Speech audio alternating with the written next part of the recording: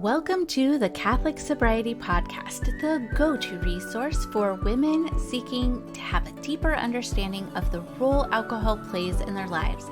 Women who are looking to drink less or not at all for any reason. I am your host, Christie Walker.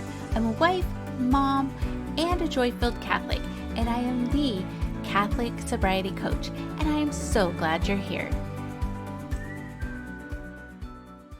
Are you feeling stuck or unfulfilled?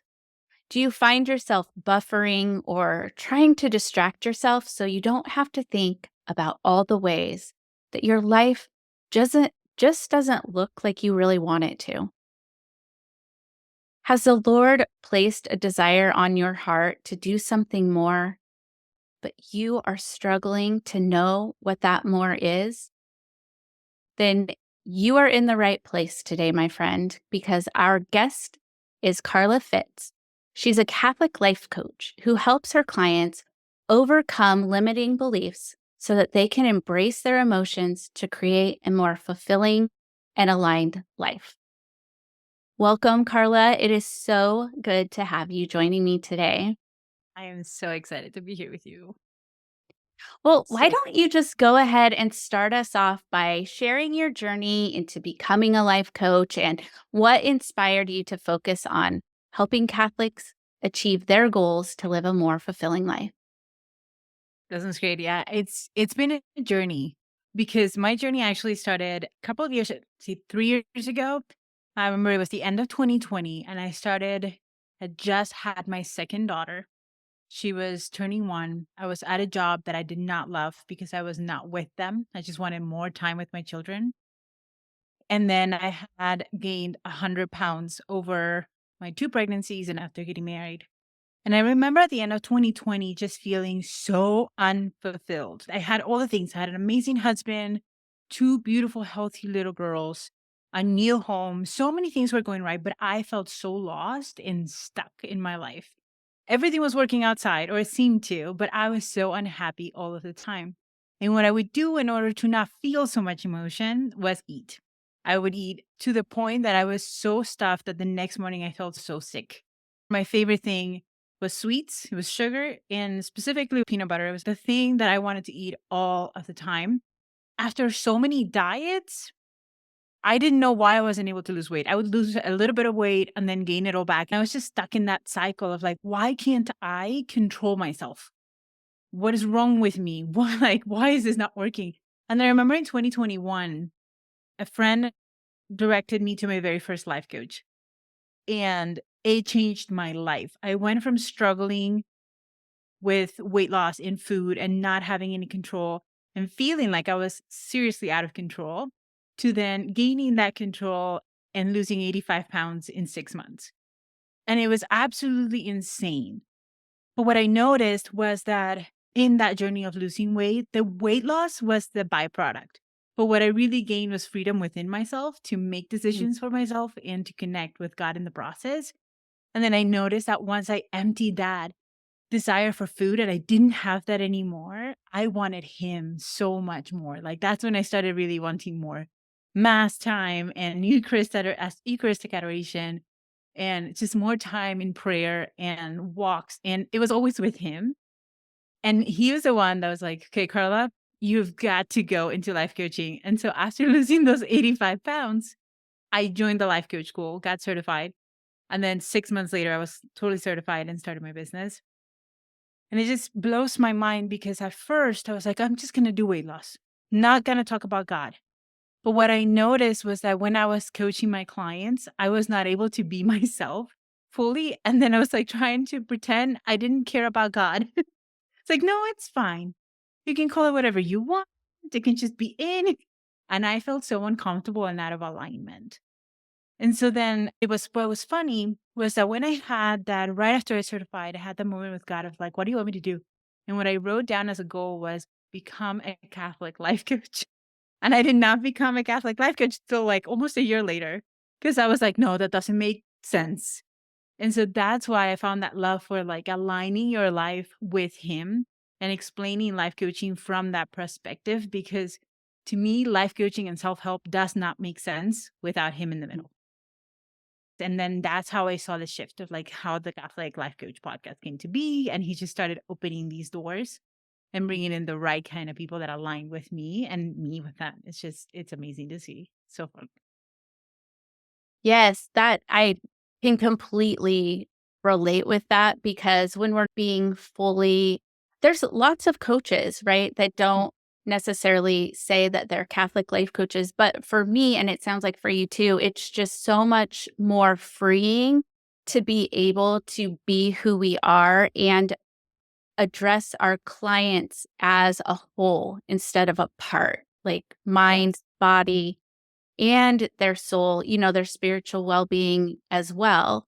And I think that's just so much more beneficial for those of us who are Catholic or Yeah. Christians that we don't have Yeah. to kind of hide that part of us. 100%. And like one of the things that I teach my clients is to really step into the person that God is calling them to be. And I felt like for me, for a long time, I wasn't doing that. I was just like, just excluding this part of me that is the biggest part of me. And so Mhm. for me to not talk about him, it was not helpful. And I know that, and I say this all the time, people don't want to see the edited version of us. Mhm. People want to see us as we are. And for me, it's like it would be as it is. It feels very silly to pretend I'm not Venezuelan or that I have an Mhm. accent. And I feel the exact same way. I'm like, I'm Catholic and I love God. And that's a big part of me. And if that is something that we connect over. And it's such a beautiful relationship when we share that core with our clients. Right. I appreciate so much what you shared at the beginning too, because I know that so many of my listeners can relate. And I know that a lot of my clients have expressed the same thing. Everything is going fine. Everything is more than I could have wanted. Why do I feel unfulfilled? Why am I having these feelings? And then they beat themselves up about it. Like, I have a great marriage. I have wonderful children. We have a beautiful home. Whatever it is, everything that they wanted or prayed for, but there's just something more that they're missing. There's something within themselves that needs to be addressed or needs to be healed. And so I'm so glad that you touched on that. So often what we do to try to make that better is we try to slap a Band-Aid on it, right? Like with food, with overeating, with over drinking, with over scrolling or spending, whatever it is, we're trying to buffer and distract ourselves from feeling unfulfilled because we're trying to fill it up with all of these things that just pass away and leave us feeling even worse, really. Yeah. Truly. And I think it's something that we need to check in because we think the solution is outside of us. And it's our nature to look for something that will satisfy that need of wanting more of something. But really, the solution is all within us. And God is with us and He's inside of us. And so I think it makes so much sense that instead of looking outward or trying to fix it, we need to just check in and heal. Because I think that's the key. That's just how I explain it to my clients too. From the person we are today to the person that we want to become, all there is a journey of healing. Because I think it's the same. And I think your topic with alcohol, it relates so much because it's in the core of it. It's just a need to feel better. We want to just feel better, even if it's just for a minute. Because for me, it was not alcohol. For me, it was sugar. It's like, just give me the sugar so that I can calm down for a minute.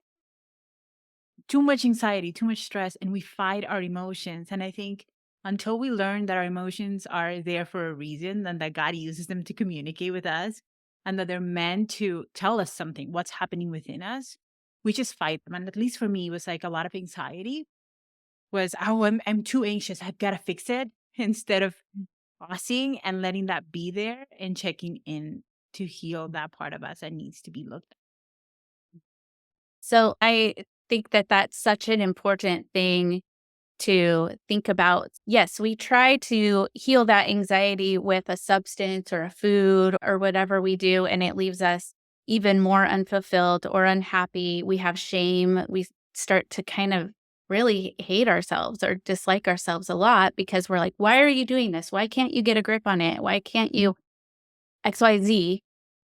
So when you're working with your clients, how do you help them transition from I'm using whatever it is to buffer with all of this anxiety, all of a sudden go from I'm feeling these feelings to being able to say our feelings are there for a reason. They're telling us something about ourselves. They're alerting us to something that needs to be healed. So how can they go from covering it up with that Band-Aid fix to actually facing it? Mhm. I think that is the beauty of life coaching, because the life coaching, like us as their coach, we're holding this space where they're safe. There's no judgment, there's no fixing, there's just a space for us to listen and then give them feedback and show them what's happening within themselves and what is the actual thing that is creating this pain in their life. Because I think when we're on our own, we have all these emotions and we have no idea what to do with them. It's just like, oh, well, now what? And I think when you start working, and for me, this is what I do still, I have a life coach, because as you grow, as you evolve, your brain is changing. There's new challenges, there's new discomforts in our life. And so having that person that holds that space for your emotions and your thoughts, and then becoming aware, because you're going to have awareness on one thought and one belief and one pain, one emotion, and then that will open another one, and another one, and another one. And then you Mhm. just heal them little by little. And I think that is also the beauty of combining life coaching with our faith, because not only do you have your coach walking with you, but God is walking with you. Like, that is a moment for us to check in and ask. And I ask a lot of questions to my clients of like, why do you think this is happening? Is this where you want to go? Is this where you truly want to spend your time? Or what is the emotion? And feel it there with them. Just hold that Mhm. space for them to feel it in that session instead of sending them off and be like, okay, you'll be fine. Like, we are Mhm. holding that space for our clients. Yeah, If that answers your absolutely. question. Yes, it did. And I agree wholeheartedly with that because it is so important that we hold space. And that's the thing about coaching. Like, I believe, and my coach has said this because I've been coached. She always says, great coaches know the value of coaching and get coached, right? So we Yes. know how beneficial it is and how important it is and how transformative it can be because we go through our day. We may be talking to friends, we may be talking to our spouse, we could even be talking to like those, like our moms or our sisters or somebody, and we aren't always like, deeply listened to. The thing with coaching that I love so much that I've appreciated is it's not that they the people that we love don't listen to us, but so many of us listen to respond or Yes. listen Or to fix. fix. But a coach is there so often just to deeply listen and then ask those questions so that you can think outside the box and come up with the solutions that work best for your lifestyle. Like when I talk about sobriety coaching, I never come in and say, okay, Sarah, this is what we're going to do. You're going to do this. You're going to do this. You're going to get an exercise program. You're going to eat better. You're going to journal. Like that would be so unhelpful for the majority of my clients. What's most helpful is to ask those really meaningful, deep questions that they're probably not asking themselves, or I know I wasn't asking myself Same. Yeah. until my coach made me like think about it. And I was like, oh, that's a really good question. I've never thought of it Yeah, that way. and I think that's why life coaching works so much, and why it makes such a big difference to have a life coach is that we don't have any input. Like, really, we are not telling anybody what to do, because ultimately it's between them and God. They know what is best for them. And it makes such a big difference when you're deciding for yourself rather than being told to do something. Because I Mhm. had a lot of like weight loss programs and they were telling me exactly what to do. But at no point did I decide for myself I wanted to do it. Right. And I think that was the big shift I had with my coach, was just that I decided that I wanted to shift this. And I remember it was when I first met her, right before starting to work with her, she asked me what it was costing me to Mhm. not get the help. And I just like, I lost it. I started bawling. And I was like, I'm going to cry again. Mhm. It's costing me my children. It's costing me my life with my girls, because I couldn't sit on the floor and play with them. I couldn't run after them. I couldn't do so many things. And I was only 28 years old at the time. Like, I was very young and very unhealthy. And I was so terrified that I was going to die a lot sooner. than I wanted to or that I could, and it's just, Mhm. I just remember it was that instant that I was like, something has to change. And she didn't say anything. She just asked me a brilliant question. And that's why I fully believe that this works, is because we're making that decision for ourselves in our own Mhm. time too. We're just Mhm. being held and loved in that space. Right. Yeah, I think that's the key that you mentioned, like being ready, because I have people that approach me that talk to me, and sometimes through our conversation, I just can tell that they're really not at that place because they have different excuses, or I don't even want to say excuses, but they just have these reasons why they don't want to like move forward, or why they're still doing what they're doing, but they're not quite at that stage of readiness, which Mm. it is a stage. Like we go through all those stages of change of like thinking about, we go from like not thinking it's a problem to realizing, oh, this might be a problem, to like starting to kind of research. They might listen to my podcast or your podcast. They might Google search some things. They might kind of look at websites, but they're still not quite ready yet. But it's like you said, when it gets so painful that when you are asked that question, Mm. what is it costing you? That helps you formulate your why. Like, it's costing me, you said your girls, it's costing me, my health, it's costing me time, it's costing me, whatever it is. I think that's a really great, perfect question to ask. And that will reveal whether you're in that stage of readiness. Because if you are like, well, it's not costing that much, like things are going, mostly good, then you're not ready. But if you get to that point where, like you said, it brings tears to your eyes, and you know that if you don't move forward, if you don't do something now, it's just going to get worse, Yeah. then you're in that spot. And that doesn't mean you have to have gained a ton of weight. It doesn't mean that you have to be an alcoholic or drinking every single night. It just means that it is so painful for you at whatever stage you're in, and you're recognizing it is just causing too much chaos and you don't like where it's going.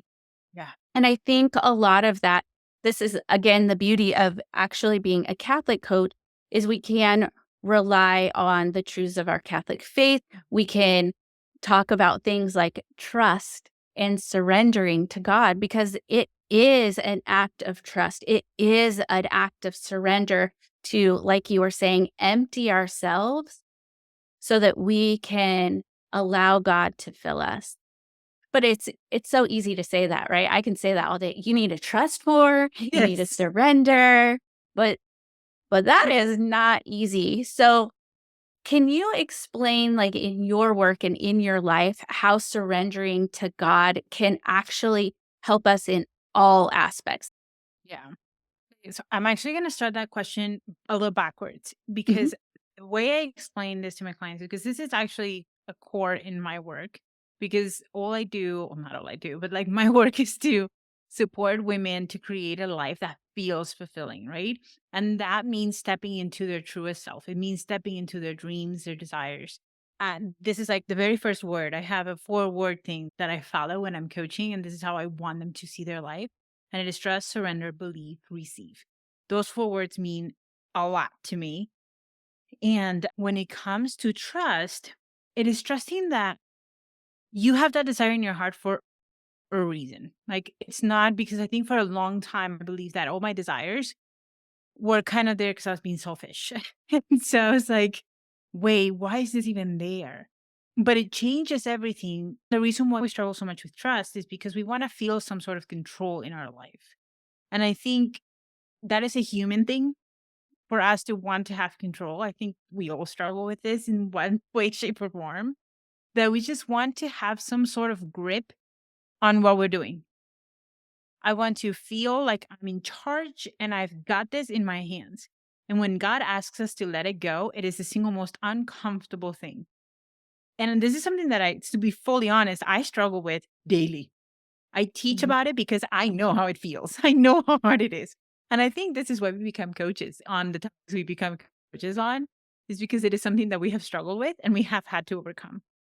The thing with trust that I've always envisioned is like how much my work, the stuff that I'm trying to do on my own, is so small compared to what God can do. And so I think anytime that we're trying to have that control and like believe, like, okay, I'm going to believe once he does something or he moves something, we're not having that faith that he calls us to live into. And trust just has a bunch of layers where you have to trust that, yes, he's putting those desires in your heart. You have to trust that he's leading you, and you have to trust that he's going to provide. Like whatever you need, whether it's time, whether it's money, whether it's the person that you need to meet, he's going to provide in order to lead you to that promise. And it's a daily practice. I don't think it just comes naturally to us. I think it's actually really hard. Like you said, easier said than Mhm. done. But the more we practice that trust, the more we see his hands and how much more we can create in our life if we let him act on us, Mm. in us. Mhm. It's When you were speaking, it reminded me of one of the Mhm. readings from last Sunday when Moses is leading the Israelites, to the promised land. They just go through the Red Sea, but then they're starving and they're like, oh, we should have just died over there and we had it better. And, we had our meat pots and blah, blah, blah. And then, God provides for them. He provides the manna from heaven. And then they're complaining about that, so then he sends pheasants or whatever, and then they complain about that, but then he guides them, like, they're grateful, they're like, "Oh, thank you, Lord," and then they get tired of it, or, "Oh, I wish it was this way." Or they're, like, all about God, and then Moses leaves, and he comes back, and they've made a molten calf, and so it's like this somebody I'm not sure if it was Father Mike Schmitz or someone was saying that it the Israelites going through the desert to the promised land, it was a lesson in trust, and that God also leads us through our own deserts, but he's with us the whole time, just like he was with the Israelites the entire time, but he leads us through that, providing provisions that we may see or that we may be ungrateful for, or maybe we miss. He's providing for us all along the way, but it is all the lesson in trust for us too. Will you turn to me or will you turn to things of this world? And so I think if we look at it that way, I really think that a lot of that just comes down to identity. He's with us, he's fighting for us, he loves us. And I think knowing that, at least for me, makes it a lot easier to trust, to surrender, and to turn to Him in those times of needs. But we have to learn how to recognize that that's happening. Do you have any tips that you give your clients or that you do to help them recognize those things that God is bringing into their lives so that they can, again, like you said, I love it so much. Just empty themselves of that thing, detach from whatever it is. It is scary because it's like, if I don't have that, then I'm going to have to feel the feelings. so the first thing is like the one of the things that I love doing for myself and giving this to my clients is to make a list of things that God has done for them in the past. Because guaranteed, no matter who you are, there has been a promise that He has fulfilled in the past. We can always see once we pass the situation why things happen the way things happen. But we tend to forget, just like the Israelites, like you were saying, we just rinse and repeat the struggle. And so I think that is a beautiful exercise to do. Then the other thing too is gratitude. Like practice what you're thankful for that you have today. And then I love having this thing is on the left side, you put 3 or 5 things that you are grateful you have today. And on the other side, you put something that you're grateful you will have later. Because I think it creates something in our brain that, oh, this is coming. And we start practicing that trust ahead of time. The litany of trust is absolutely beautiful. That is one that I absolutely love. Same with the surrender novena, always. I did also wanted to mention that the way that I'd like to explain to my clients why we're struggling with filling cup with new things is because we feel I like to call it the cup of desires. And if you imagine a glass of wine, if you fill it all the way, it's filled. It overflows, like makes a mess, right? And if we fill it up with things of this world, like food, alcohol, TV, busyness, just all of those things fill it up to a point that you have no energy nor space to hold new things, to look within you and say, hey, what do I actually want? You are so filled, your cup of desire is so filled that you just feel overwhelmed, like nothing else can, like there's nothing you can want or need anymore because it's being filled to the point of you're just filling it up and eating more and drinking more. And that's what fills it up. When you take away that desire, and this can be with something even like coffee, like if you overdo coffee, anything that you're overdoing is filling that cup of desires. And we as humans have a limit amount of space in that cup of desire. So when you take away, like for me, it was food and sugar and all that, when you start taking those things that take your time and your desires away and you use it for things of this world, then you start seeing that your cup is empty and you're like, wait, how do I actually want to fill this up in my life? And that's, I think, also an exercise of trust because God will put things in your heart. And then that's when you're like, wait, are you sure that I want to do this? And so that's the space where we hold space for that trust and we fill it up on purpose. Because until we do that, we're just leaving our lives through the emotions. We're just filling it up as it comes with whatever thing it comes. And that's why we feel so unfulfilled. Because none of it is an actual desire truly from our soul. It's just an unconscious need for something outside of us. Mhm. Yeah, and the world tells us, like, we need stuff, we need food, Mhm. we need the alcohol, we need it's so just permeated within our culture and our daily lives. So, what are some other ways that people can, like, tune that out? It's like being in the world, but not of the world. How can we start to make a practice of, like, turning our face to God or turning to God, bringing Him into the everyday and just helping us to see Him and hear Him so that it makes it a lot easier to empty that cup out, like empty those desires out that all the world is like, you need to fill your cup with this and that and this and that to be fulfilled. And instead, we're kind of like inching inching God out, which is what the enemy wants us to do anyway. He doesn't want God in there. He wants us to forget God's goodness and all the things that He's done for us. So, what are some things that people can do to empty that cup and make it a practice of turning to God when those situations or feelings or anxiety arises? Yeah. I think the first thing that comes to my mind is fasting. I heard it was one of the coaches, I don't know, I listen to a lot of things, but she was saying how if you are not sure that you're struggling with something, or you're not sure if you're addicted to something, or if you give too much attention or desire to that thing, just take it away for a week and see how you Mm. react. Like just for that week, stop the drinking, stop the scrolling, stop shopping for just a week. And then if you start noticing, wait, I really want that thing, you'll start getting like jittery, like almost shaky, like, no, I want that thing. That's when you will recognize that you need to shift something.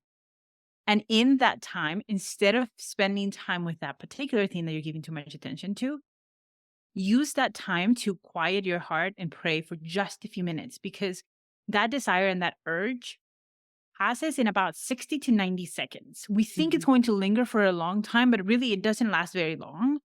Mhm. So allow yourself that period of time, that week, maybe 2 weeks, where you just slow down. And in that moment, you feel that anxiety, you just close the door, close your eyes, call upon the Holy Spirit, and sit with that emotion for just a few minutes where you feel like, okay, it passed. And the more we practice this, we will realize that, wait, I don't actually need that thing. I have more joy in my heart just by being with God. Like you don't have to fill it up with anything else, just with quiet time and prayer. It's life changing. And it's so fun to Mhm. see it change and you step into that version. Yeah, that is an excellent tip. I practice fasting too, and I recommend it to my clients like when they are starting to get serious about wanting to eliminate or reduce alcohol because it's one of those things where it's like, we'll just see what taking it away completely does. Now see what happens if you want to integrate it back in slowly and how you're thinking about it. But that's such a good practice. If you're wondering if something is causing chaos, if you're wondering if it's a problem, take it away, commit to a week and see how your brain responds. And if you're fixated on like, oh, I'm not having that much fun, or you're just counting down the seconds to when you can pick up your phone and play those Yeah. games or, whatever it is, Yes. then it might be something that I really need to work towards. And it's a very, very good practice. And I love what you said too. Just fill that space up with just a little bit of prayer and quiet. Like you don't need to make it a big thing, because if we do that, then it could make us not want to do that anymore and want to turn to that thing even more. So if we're like, okay, during that time, I'm going to run 5 miles or Uh, journal for 30 minutes or, whatever it is, you're like, no, just take a little bit of time, a little bit of quiet, let that urge pass, and then see how you feel. And I think even though I love writing and journaling, I think even for those who don't, even just taking some time to just bullet point it, like, this is when I felt the urge. This is what I did. This is how I thought afterward. This just bullet pointed out just as an encouragement, and then also to really be able to look at later as you build those. I always say you're building sober muscles, but it's like we go to the gym and we work out. This is what I do. I'm not saying I'm saying I do this. I go to the gym or I work out one morning. I get up at 5. I, do whatever. And then the next day I get on the scale and I'm like, why is it the same? Why is it more? Whatever. how But could I it's, have? How did I gain the pound? I said, Something there. but it's like I worked out yesterday and ate a salad. But it is one of those things we have to remind ourselves, no, it's consistency. It's building that up. It's not going to happen overnight. It's not even going to happen after a week. But you will start to feel better. You will start to see results. So just keep going. Yes. Well, and the other thing is like practice being that person that has that result already. Because I think Yes. when we dig into our future and we get just a little vision of whom we're becoming, you just trust ahead of time that it's coming. And when you practice believing that ahead of time, you just start living into that version of you. And then Mhm. you start creating that. It's funny because when I went into life coaching, I remember from day one, I was so committed that I was like, I'm just going to pretend no past happened. Because I think that's another judgment we have for ourselves is like, oh, I have been struggling for so long and nothing has worked. And therefore, nothing will work. Mhm. But really, you decided in that day. And from then on, you become this new person. And it was 1 pound at a time. It was 1 pound at a time. And then you start experimenting. I love what you said earlier. If we treat this new goal or this new version of ourselves as let's just try this out and experiment, like have fun with it, you Mhm. don't put so much pressure on yourself because I think we create so much pain within ourselves, believing that once we get there, we will be better. We will be loved more. We will be happier. And really, life is 50-50 at every stage, but you're choosing on purpose whom you're becoming. Mhm. So living into that version of you, it really shifts stuff for your brain, and your beliefs and thoughts. Yeah. Yes, I'm glad that you mentioned that, because I know when I stopped drinking, I just was like, okay, I'm a non-drinker. Like, that's who I Mhm. am. And it didn't matter that I had like 1 day, 10 days, 90 days, whatever it was. It's just something that I had to tell myself, like, I don't drink. I Yes. am a non-drinker. And so it is about like looking forward, being the person who you are becoming. One of my friends says, I am becoming a woman who does, has a good schedule, eats properly, or gets up at 5 o'clock and exercises. Whatever your goal is, just having that in your mind, like, I am becoming a woman who, and then like, what does that vision look like? What things are you doing when you're living that life that you desire? And Yeah. you're right, And it start just kind of practicing that. helps us get there. Mhm. Yes. Yeah, just practicing that now. You made me think of because my thing, Your thing was that I'm no longer, or I'm not a person who drinks. And I was like, I'm not a person who likes peanut butter. And Mhm, I'm not kidding. 2.5 years later, I am a person who does not like peanut butter. I don't like the smell. I don't like, every time I serve it for my children, I'm like, this is so gross. This is like how I used to eat this out of the bucket. I do not understand anymore. Like my brain has been rewired so much mhm, that the smell is horrible. It looks horrible. It tastes horrible. So I'm just, you become that person. mhm, And it's, yeah, but that can happen with anything. mhm. That's, I think, what's so freeing. It's like it can happen with anything. Yes. Yeah, and that's the hope, right? I mean, that's what we hope to get to, and that's where we want to be so that we don't need those things. We are detached from it. You're detached from peanut butter. I am detached from alcohol. I can take it or leave it. It doesn't, well, I won't take it, but for me, I don't take it. Yes. I just I leave can it. leave That's the it thing. with Yeah. peace. Yes. It doesn't Wait, bother me not to have it.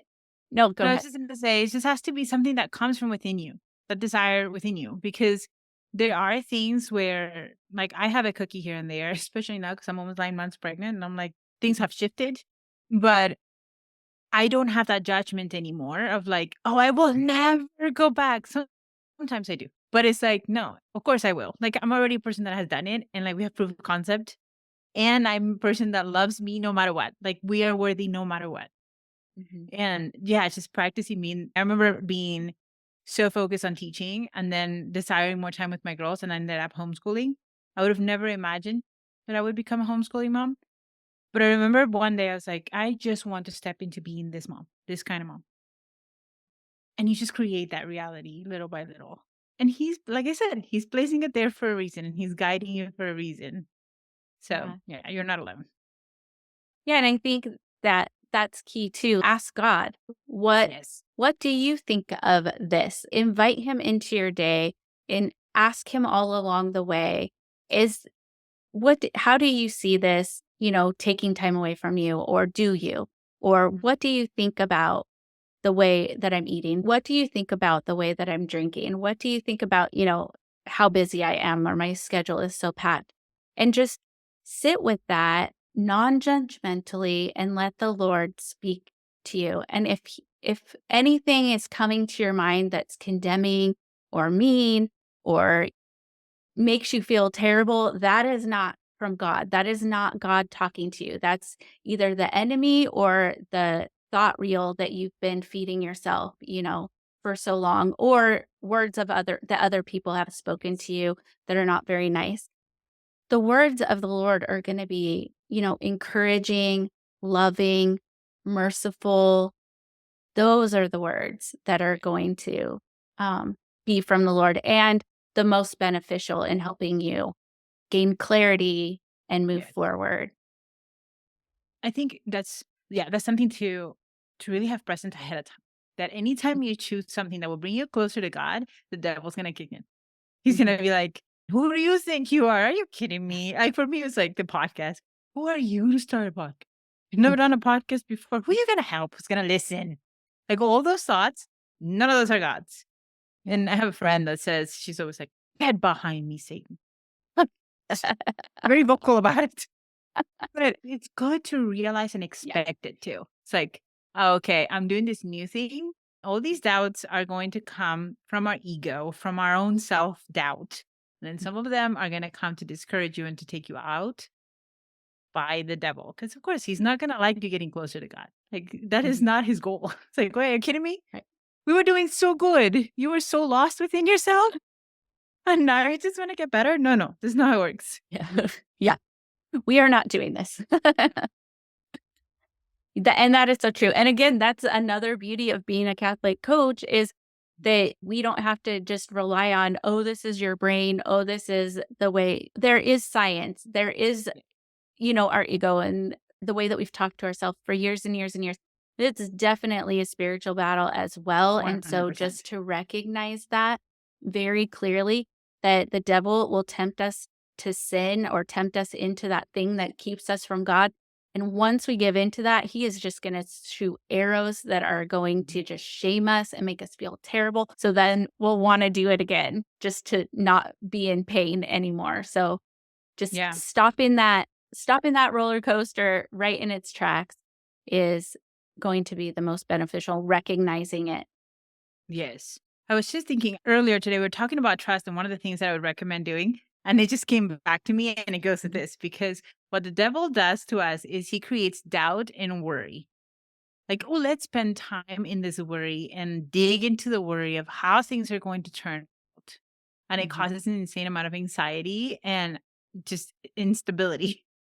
And what I was going to say is, when it comes to trust, one of the things I've been practicing, especially lately, because there's been a lot of things happening back home and a lot of uncertainty happening. But I've been practicing, because he kicks in my head a lot of like, you'll never go back home. This will never work out. This is none of my business.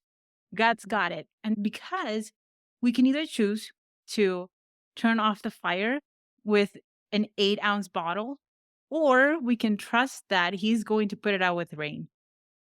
It's like, there's only so much we can do. And so it's just like, okay, this is none of my business.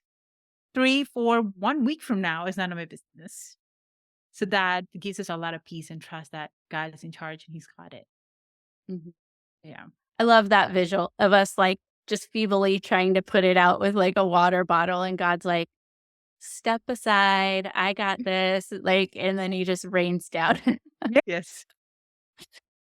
Well, oh my goodness, I could talk to you forever, Karla. And this has been such a great conversation. And I know it's going to be so helpful for so many of my listeners. And I just pray that it reaches all those who really need your message of hope and encouragement and just the light that you are and the light that you bring to others.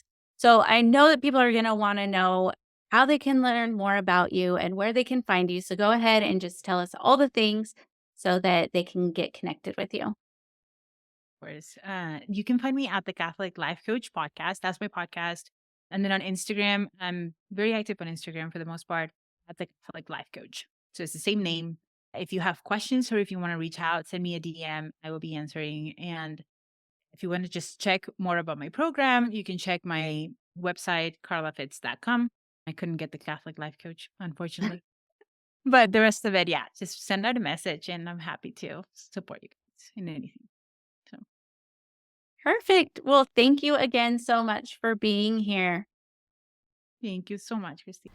Well, that does it for this episode of the Catholic Sobriety Podcast. I hope you enjoyed this episode, and I would invite you to share it with a friend who might also get value from it as well. And make sure you subscribe so you don't miss a thing.